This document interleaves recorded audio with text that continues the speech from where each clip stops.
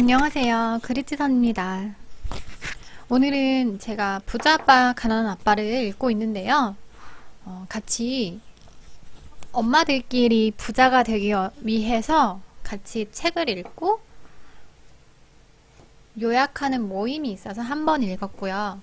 제가 그 다음에 또 한 번 읽기 위해서 날마다 조금씩 30페이지씩 나눠서 한 달 동안 읽는 모임에 한 번 더 들어갔어요. 그걸 하면서 부자 아빠, 가난한 아빠를 조금 더 자세하고 반복적으로 읽게 되어서 같이 한번 정리하면서 공유해 보려고 합니다. 제가 사용하고 있는 이 프로그램은요, 싱크와이즈라는 프로그램이고요. 뇌의 구조화를 돕는 프로그램입니다. 혹시나 이 프로그램 사용법을 보시고 나도 배우고 싶다고 하시는 분들은 댓글 달아주시면 제가 무료 체험판 정품 3개월권 드릴 수 있거든요. 그거 받으셔가지고 사용법 배워보셔서 독서 노트나 이렇게 발표에 사용해 보시면 좋겠습니다. 시작할게요. 제가 정리는 8월 6일에 했어요. 8월 6일에 했고요. 오늘은 8월 9일입니다. 네, 오랜만에 영상 촬영을 해서 떨려서 이제 말이 헛나오고 있는데요. 이제 정리해 보도록 하겠습니다. 짧게 하겠습니다. 제가 읽은 부자 아빠, 가난한 아빠는요, 미네민 출판사에서 나왔고요. 로버트 기요사키 아주 유명하신 분이 적은 거죠. 그래서 20주년 특별 기념판을 샀어요. 그래서 뉴 코멘트 10가지 스터디 세션이 수록되어 있습니다. 표지는 이렇게 블랙으로 되어 있고요. 이 표지를 열면 로버트 기요사키가 웃으면서 쳐다보고 있는 표지가 있습니다. 돈의 힘은 한 형태다. 하지만 그보다 더 강력한 것은 돈에 대한 지식이다. 더 이상 돈을 위해 일하지 말고 돈이 나를 위해 일하게 할 금융 IQ를 획득하라 라고 나와 있어요. 자, 그러면 시작해 보도록 하겠습니다. 제가 여기서 정리한 내용은 챕터 1의 내용입니다. 먼저 부자들은요, 돈을 위해 일하지 않아요. 그럼 무엇을 위해서 일할까요? 라는 질문이 생기겠죠? 부자들은 돈을 위해서 일하지 않는다. 자, 먼저 돈을 학교가 아닌 가정에서 가르쳐야 한다고 합니다. 왜냐면 이 돈이라는 것은 학교에서 절대 배우지 않아요. 생각해보니까 저도 고등학교 때 경제 수업 받은 게 다였어요. 그게 어떻게 돼요? 수능을 보기 위한 이론서였죠. 그렇기 때문에 가정에서도 가르쳐야 하지만 이 가정에서 대부분 돈을 어떻게 가르쳐요? 보통? 돈은 나쁜 것이다. 부자는 나쁘다. 돈은 빚이다. 이런 식으로 저는 암묵적으로 그런 암시를 받았어요. 우리 집에 있는 빚 때문에 엄마 아빠가 힘들고 다른 사람에게 가서 제 대학 등록금을 빌려오시고 결국엔 제가 또 사회생활 하면서 그 대학 등록금 1600만 원 정도를 다 갚긴 했거든요. 그래서 이 돈은 정말 우리 가족을 힘들게 하는 거구나 라는 생각도 있었고, 나는 부자가 될 수 없어. 항상 이런 중산 서민층에서 살아야 하는구나 라고 저도 생각을 했는데, 작년 2020년 10월에 백만장자 시크릿을 읽고 생각을 바꾸기 시작했어요. 나도 부자가 될 수 있다. 돈은 무한하다. 돈은 풍요롭다. 네, 그래서 부자 공부를 시작했습니다. 학교라는 곳은 학문 그리고 전문적 지식만 강조하고 금융 지식은 등한시하는 곳입니다. 그리고 아이들이 엄마 나 저거 사줘라고 했을 때 그런 거 살 여유가 없어. 아니면 어떻게 하면 그런 걸 살 수 있을까라고 말해주는 엄마가 있다고 가정해 볼게요. 이제 책에서는 부자 아빠로 가난한 아빠가 나왔지만 저는 엄마니까 아이가 엄마 나 저거 장난감 사고 싶어요 라고 말했을 때 그런 거 살 돈 없어 라고 하면 돈이 없는 것만, 그런 기운만 자꾸 불러오게 되는 거고, 어떻게 하면 살 수 있을까? 이건 돈으로 바꿔야 돼. 그럼 돈을 벌려면 우리는 어떻게 해야 되지? 이런 질문을 아이에게 계속 해줘야 된다는 거예요. 그래서 질문을 하면 당연히 이 아이가 어떻게 할지 생각을 하니까 사고가 움직입니다. 그래서 질문이 강력해질수록 돈을 더 많이 벌 수 있다고 해요. 그래서 질문 잘하는 법 책이 있더라고요. 그래서 실행이 답이다 라는 책에서도 질문이 가장 중요하다. 실행하는 데는 질문이 가장 중요하다라고 하더라고요. 그래서 왜 그런 거라고 생각해 보니 질문을 하면 사고의 확장이 이루어질 수 있기 때문에 아이에게 이걸 갖고 싶으면 그냥 무작정적으로 사주는 게 아니라 이것을 사려면 어떻게 하면 살 수 있을까? 어떻게 하면 이게 너 것이 될 수 있을까? 이렇게 저도 말을 해주려고 합니다. 자, 이거 하는 관리하는 법을 배우래요. 방법은 리스크였습니다. 사람들은요, 리스크가 싫어서 안정을 추구하죠. 그렇기 때문에 부자가 될 수 없다고 로버트 키요사키는 책에서 말하고 있습니다. 자, 챕터 1의 두 번째는요, 왜 금융 지식을 배워야 하는가? 첫 번째, 저축하는 사람은 패배자래요. 근데 너무나 뜨끔했어요, 제가. 3년 전까지만 해도 제가 정기예금에 저희 집에 돈을 다 모으면서 한 2천만 원 정도 가량을 모았거든요. 그러면 이제 결국엔 저도 작년에 은행은 단순히 우리의 돈을 이용해서 그들의 이익만 불릴 뿐이다.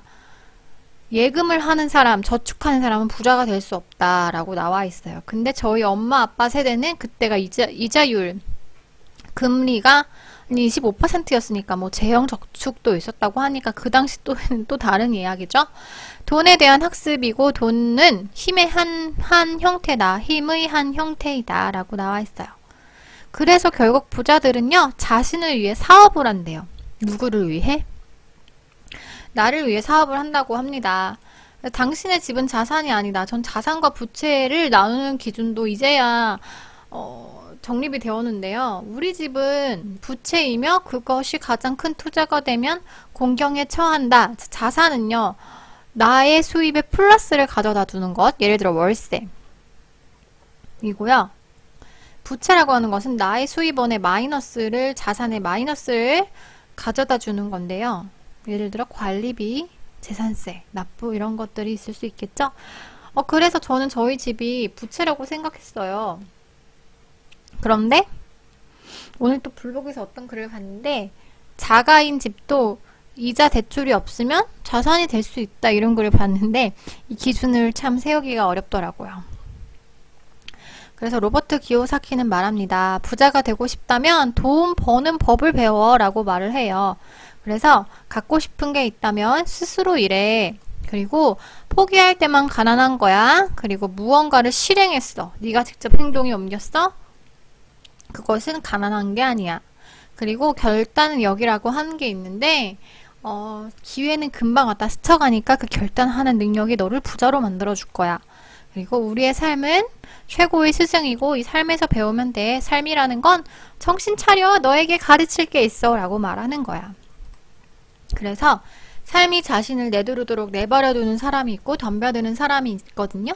저는 덤벼드는 사람으로 변했어요. 이게 바로 자청의 역행자와 비슷한 내용이겠죠. 그래서 배워서 앞으로 나아가는 사람이 있거든요. 전 저라고 생각해요. 이것은 실행, 행동, 결단을 하면 되는데 책에서 학습 원뿔이란 게 나와요. 배워야 한다. 죽을 때까지 배워라. 자, 자료를 읽는 거는 수동적인 행동이에요. 그래서 읽은 것의 10%.